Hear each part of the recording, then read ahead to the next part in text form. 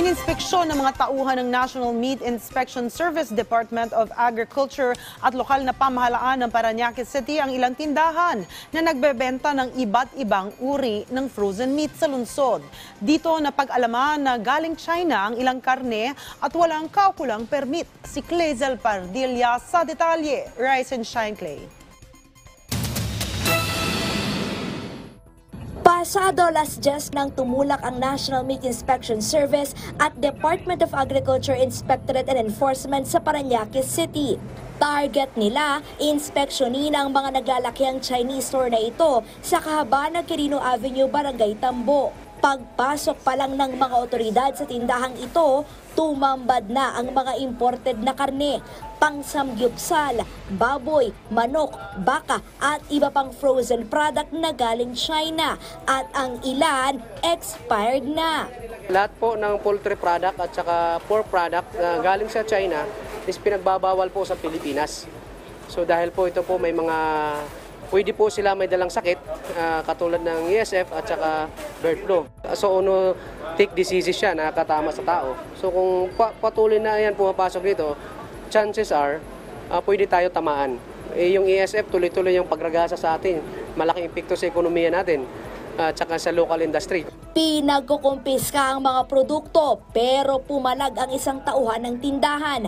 Pagbibida ng babaeng ito, may meat inspection certificate sila. Malinaw po sinabi nila, meat certificate for every delivery lang po na-advise nila. Nasaan yan, Ito nga po.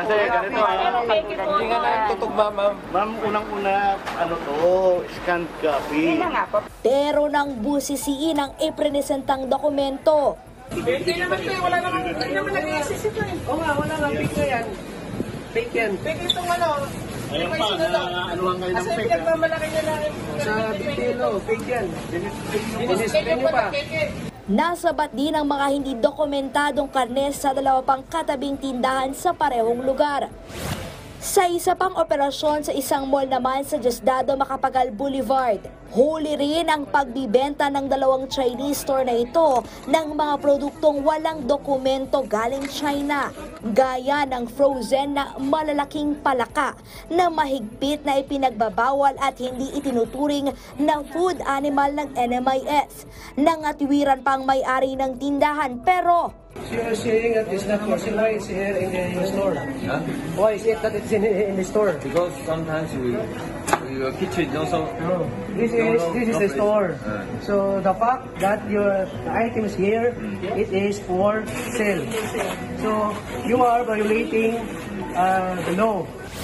ayon sa NMIS, magkakapareho ang markings o tatak ng mga nasabat na produkto na nakita na rin nila sa Binangonan, Bulacan at iba pang bahagi ng Metro Manila, kaya suspetsya ng DA.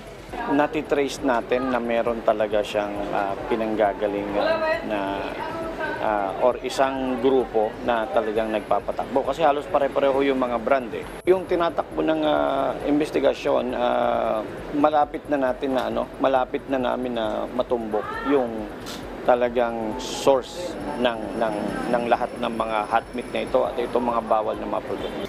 Nasa 250,000 pesos ang halaga ng mga nakumpiskang karne. Nailibing na ito at inihahanda na ang makasang paglabag sa Food Safety Act at Meat Inspection Code sa may-ari ng mga tindahan. Clazel Pardilla para sa Morning Show ng Bayan, Rise and Shine Pilipinas.